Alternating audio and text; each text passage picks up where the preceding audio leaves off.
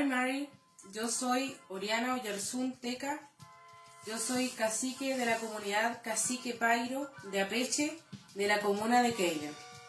Vengo a denunciar públicamente que están matando al pulmón verde de Chiloé. Miles de hectáreas de bosque nativo exterminados por la corta ilegal.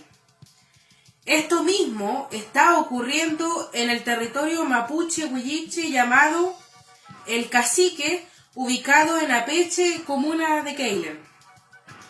Ahí, Santiago Emilio Nahuelquín, presidente de una comunidad indígena, está destruyendo bosque nativo por más de 16 años y que ha sido condenado por el juzgado de policía local de Keiler, causa rol 5-2018B,